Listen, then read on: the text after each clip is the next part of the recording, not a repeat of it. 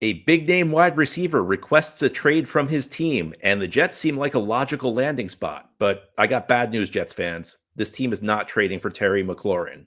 We'll discuss why today on Locked On Jets.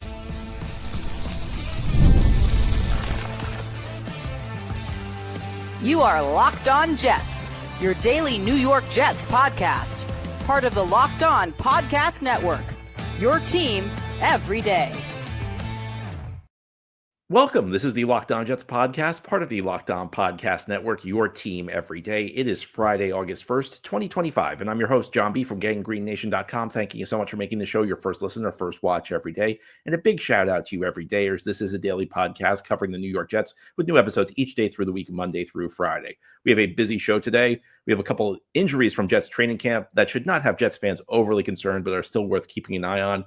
We're going to talk about the next Jets who could be in line for contract extensions after the team gave long-term deals to Garrett Wilson and Sauce Gardner a couple of weeks ago. But we're going to begin by talking about a different player who's seeking a long-term contract.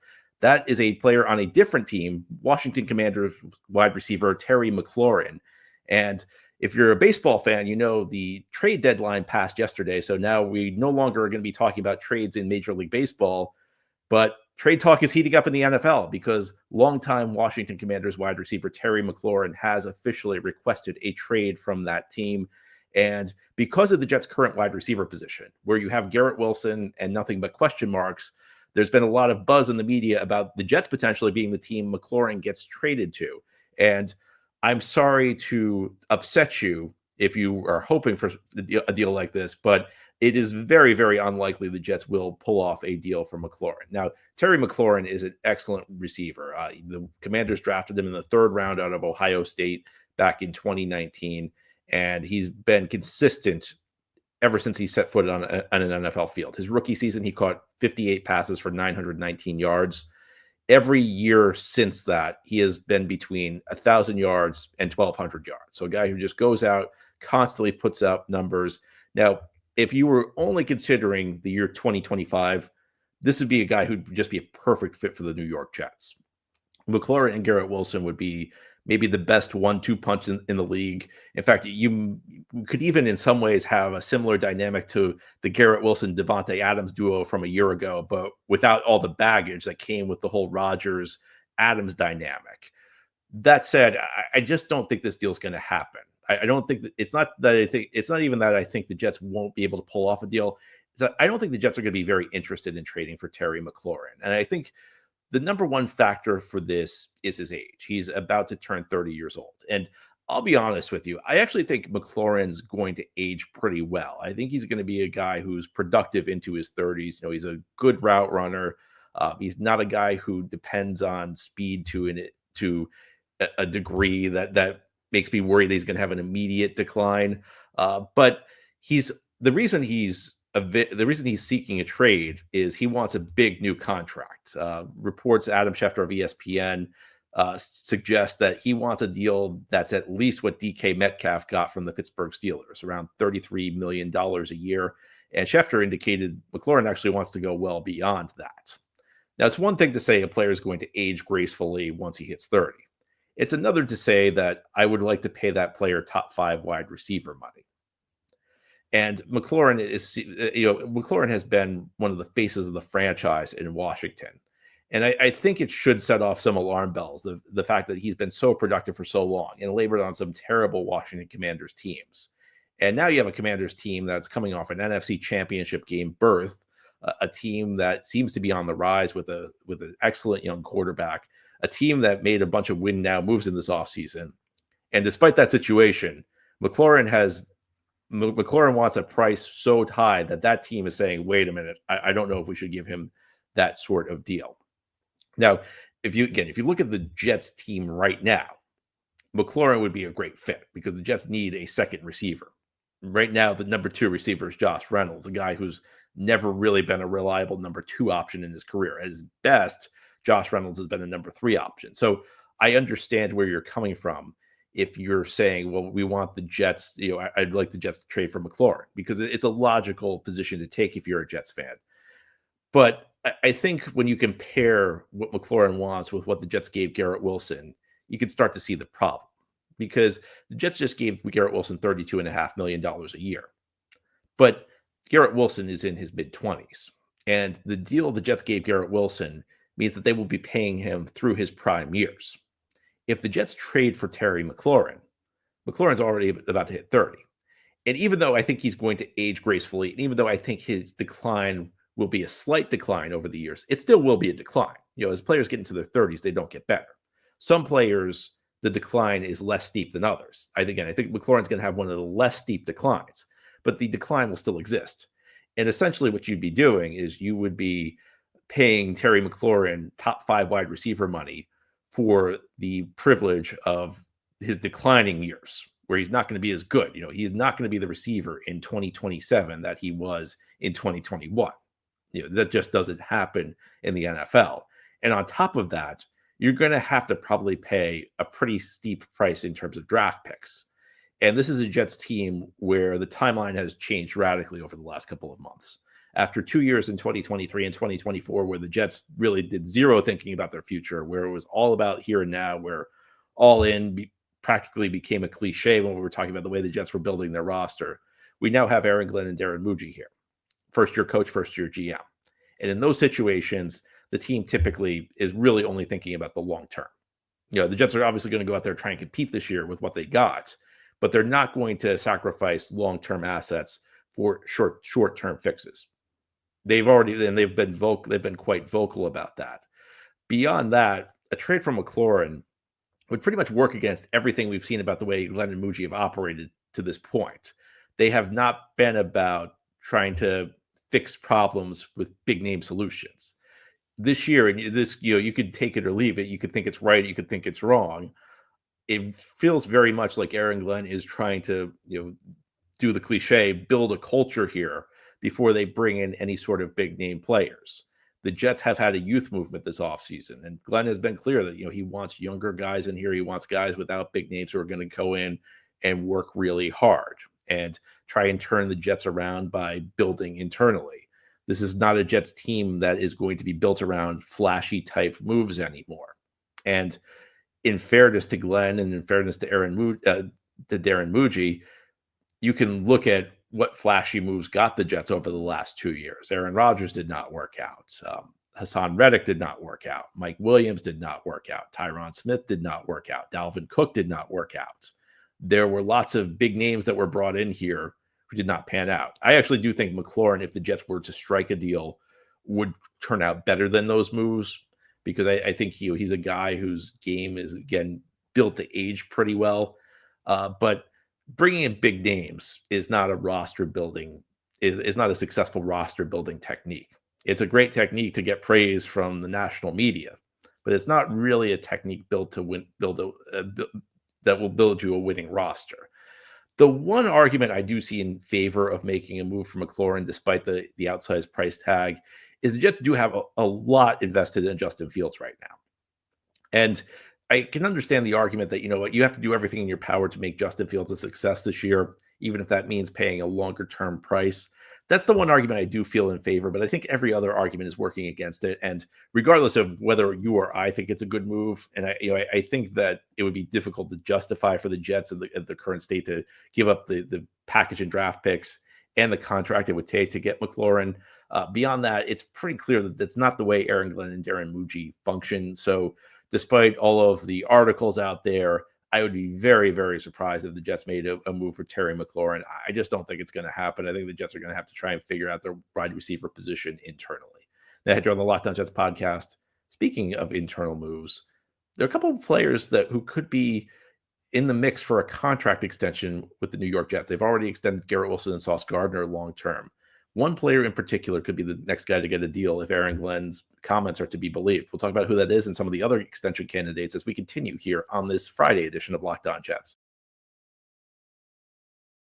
Today's episode of Locked On Jets is brought to you by Monarch Money. Ever wish managing your money felt easier? Well, with Monarch Money, it can. Whether you're growing your savings or planning a big purchase, Monarch puts you in the driver's seat. It's like having your own personal CFO, giving you full visibility and control over your finances.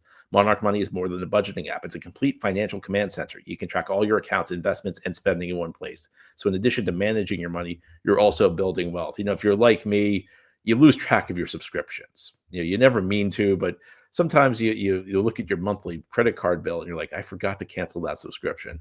Well, Monarch Money can help you out there. Take control of your finances with Monarch Money. Use code LOCKEDONNFL at monarchmoney.com for 50% off your first year. That's monarchmoney.com, code LOCKEDONNFL for half off your first year.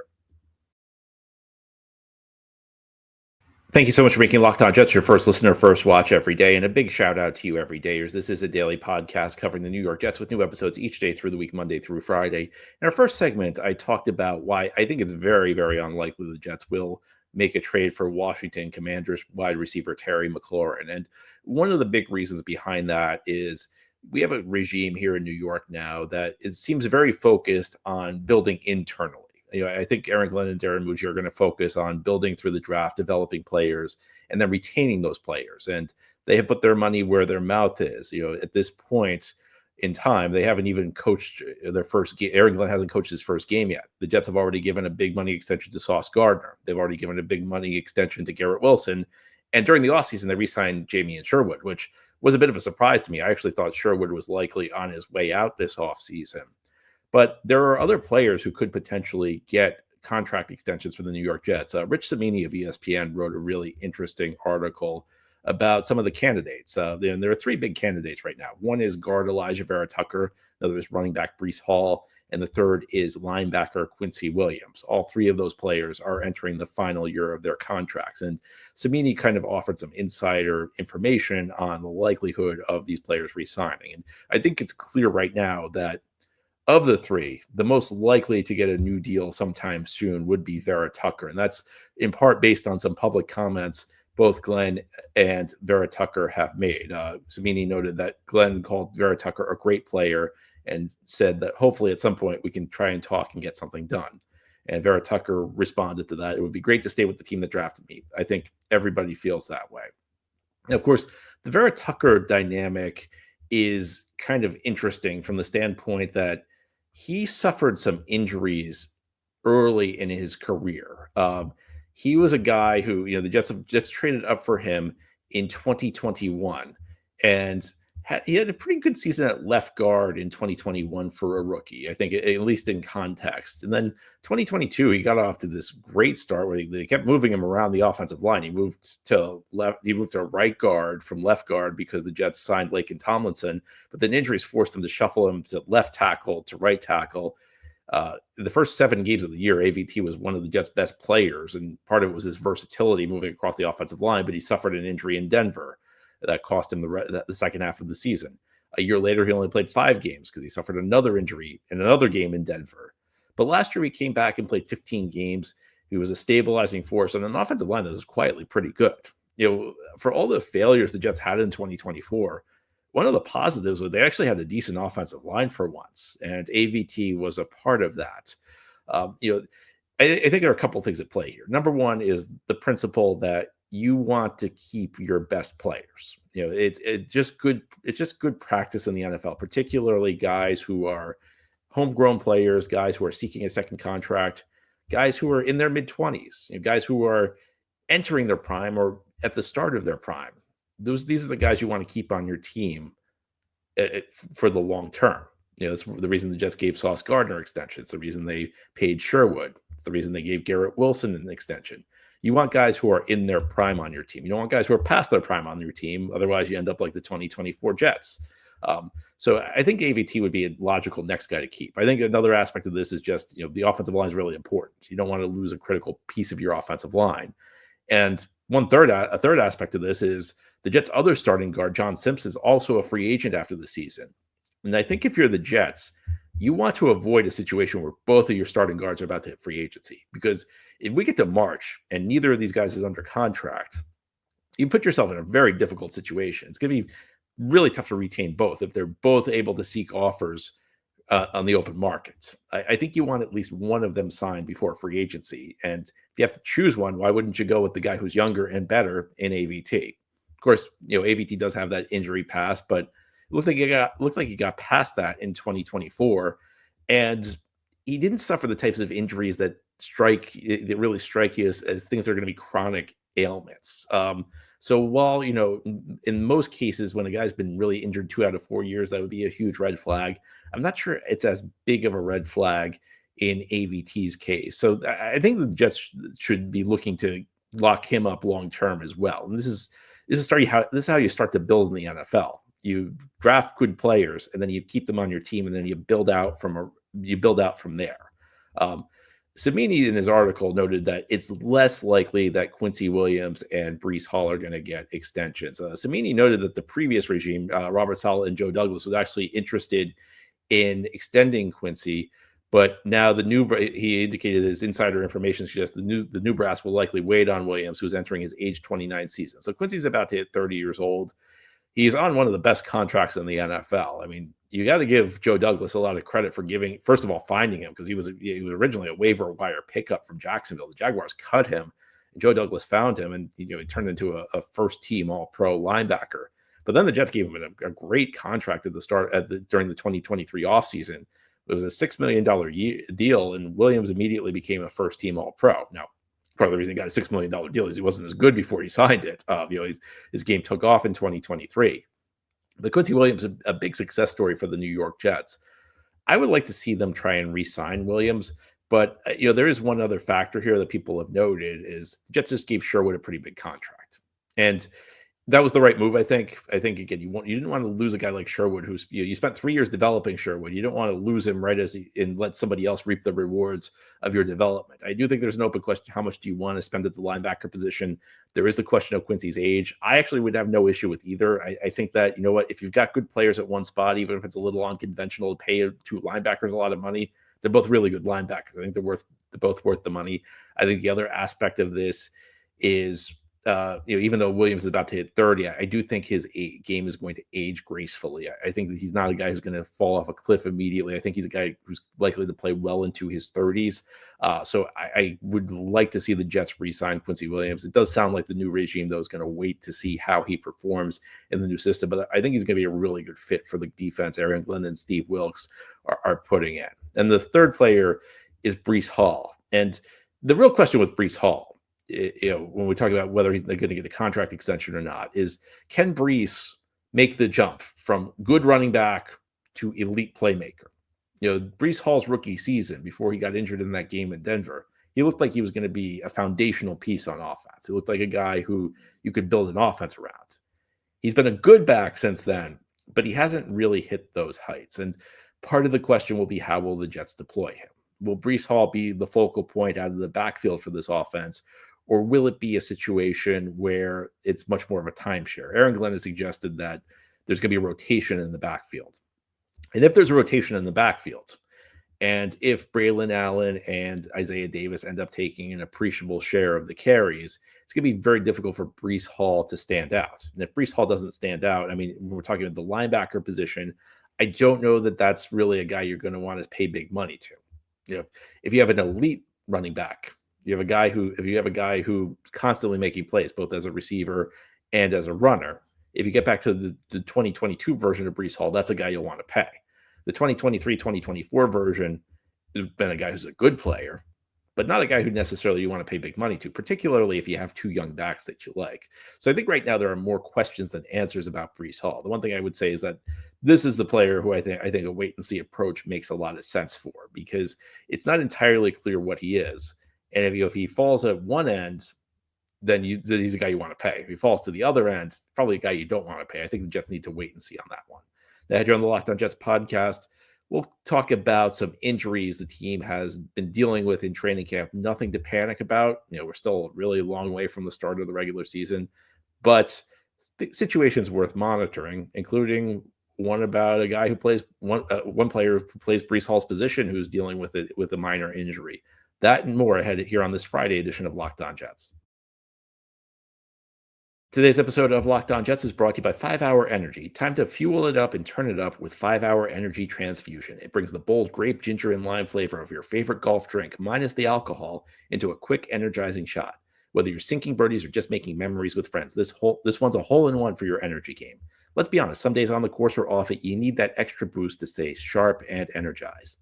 Well, golf is all about good times with good people and good flavors, of course. The grape ginger lime flavor gives you the best parts of your clubhouse go-to without chasing down the bev cart. If you go to 5hourenergy.com today, that's the number 5hourenergy.com, you can use my promo code LOCKEDONGolf to receive 20% off your order. This offer is only valid until September 30th on one order and cannot be used with other promotions. The code is not good on subscription orders. Whether you're meeting up with friends or trying to turn 18 holes into 36, get the energizing boost you need to power through. Order transfusion-flavored 5-hour energy shots today. This is the Locked On Jets podcast here on this Friday. The Jets have dealt with a couple minor injuries over the last couple of days. Yesterday, Quinnen Williams left practice early. He was dealing with a calf injury. Braylon Allen, running back, also missed practice the last couple of days with a sore knee. Now, two different injuries, I think two dynamics here. With Quinnen Williams, I don't think there's any reason to be overly concerned. Now, if Quinnen Williams suffers a calf injury end of August, beginning of September, I'm a little worried because then the regular season's about to start. The question is, will it keep him out of the first game against the Pittsburgh Steelers? If it doesn't, will it limit him in any way? Would he need to be on a reduced snap count? Would he, be compromised in any way? And if he plays, is there the potential to get injured worse, or is there the potential for this to linger on into the regular season? That's if this happens a month from now. When an injury like this happens, end of July, early August, it's not really cause for big worry because we're still a really long way off from the start of the regular season. Quinnen Williams has plenty of time to heal. Like it or not, he's probably not going to play much, if at all, during the preseason. And this is one thing I've complained about over the last couple of years, not just with the Jets, but league-wise, that teams, I don't think, take advantage of the preseason anymore. Teams don't really use it as a preparation for the regular season anymore. The big guys don't play. And in my opinion, it leads to a lot of sloppy football early in the season. And again, this is not a Jets complaint. This is an all 32 teams complaint. I don't think teams take advantage of it the way they should. But be that as it may, whether or not I like it, very unlikely you're going to see much of Quinnen Williams in the preseason anyway. So not really anything to be overly concerned with. In fact, in a way, I think it's almost like kind of a blessing in disguise because maybe it means more snaps for somebody who could actually use the practice reps. Maybe it means more first-team snaps for Leonard Taylor. And my general view with preparing for the season is I don't worry about guys like Quinnen Williams. Quinnen Williams is a great player. He knows how to get ready for the season. He doesn't really need these reps in training camp. It's the developmental guys, the guys who are trying to get better like Taylor, who probably benefit from all of this more. So nothing really to be concerned about with Quinnen Williams. With Braylon Allen, he's dealing with a sore knee. I don't worry about injuries until I'm given a reason to worry about them. This could have an interesting dynamic, though, because going back to what we talked about in the Bree Hall, we were talking about Bree Hall in the last segments, it's kind of up in the air what's going to happen with the Jets at this running back position. And we talked a little bit about this yesterday, how the Jets never really found the right formula last year between Hall and Allen. Early in the season, Brees was struggling, Allen was playing well. Later in the season, Allen was struggling, Brees was playing well. They never really found the mix to maximize both of these players. But there's another element here that the Jets do have Isaiah Davis, who they drafted in the same year as Braylon Allen. And Aaron Glenn suggested that there's going to be playing time for all three of these guys. But a three-man rotation could mean a lot of different things. A three-man rotation could mean that your top two guys see a lot of carries, but the third guy doesn't see nearly as many as the top two. And it's not entirely clear that at this point that Allen's a better back than Davis. Allen had a very strong start to last season, but between the two backs, Davis finished stronger than Allen. Davis has shown an ability to catch passes just as Allen has. Davis is he's not as big as Allen, but he's a big back. He can run with physicality, and he also has shown an ability to make guys miss in the open field. So, I'm not going to be overly worried about Braylon Allen missing time in training camp because we don't know how serious the knee injury is, and the Jets haven't given us any information to suggest it's anything worth being overly concerned about. Braylon Allen could be back in the lineup very soon. But with an unsettled backfield, and this, it impacts Bree Hall to an extent too, because part of whether or not the Jets are going to give Bree Hall an extension will be determined by how big of a role he has on offense. Is he eventually the lead back, or is this a pure timeshare situation? I think Braylon Allen missing any time adds a bit of intrigue to the whole dynamic. And of course, Allen could be back today. There's no indication he's going to miss any extended stretch of time. But this is an area where the Jets have not really been clear about what they're doing. Gary and Glenn offered a little bit of an indication yesterday where he talked about Hall's ability, or 2 days ago when he talked about Hall's big play ability and Allen's bruising running style between the tackles. But we're going to have to wait and see. And as I've discussed on the show, I feel like the running back position is almost a spot where the Jets are going to have a bit of an extended training camp battle that will go into the regular season. Because I think in a situation like this, you really only sort out how the running backs are going to get, how many carries the running backs are going to get. Once you get into the season, you see how guys are producing, you see how guys fit into the offense. And sometime at some point, I think you'll probably try and ride the hot hand. But eventually the hierarchy can't really be decided until then. And sometimes, you start the season with a plan at running back, but somebody surprises you.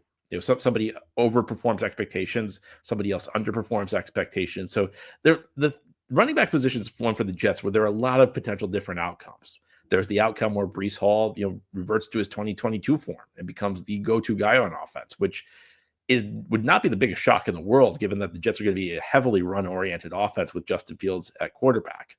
There are scenarios where, it's a timeshare between Bree Hall and Braylon Allen. There are scenarios where Davis passes Allen and becomes the number 2 back. There are probably some scenarios where the Jets just ride the hot hand between the three every week. And these dynamics can change during the course of the regular season.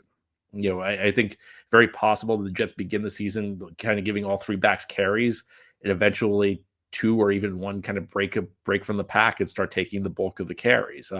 Lots of interesting dynamics. But one thing that's clear is that, whenever one of these backs is not on the field, it's going to be an opportunity for the others to step up. And I think Braylon Allen not being on the field gives Isaiah Davis more reps and more chances to impress this coaching staff and stake a claim to a big role on this offense. Anyway, that's all for today's episode. This has been the Locked On Jets podcast, part of the Locked On Podcast Network. Your team every day is our motto. As always, if you enjoy the show, hit the subscribe button where you're watching or listening so that you'll never miss an episode. If you enjoy the show and are listening on a podcast source, give it a 5-star review. And if you're watching on YouTube and enjoy the show, give this episode a big thumbs up. Helps us out, helps other Jets fans find the show. Enjoy your weekend, everybody. We'll be back on Monday to talk more Jets.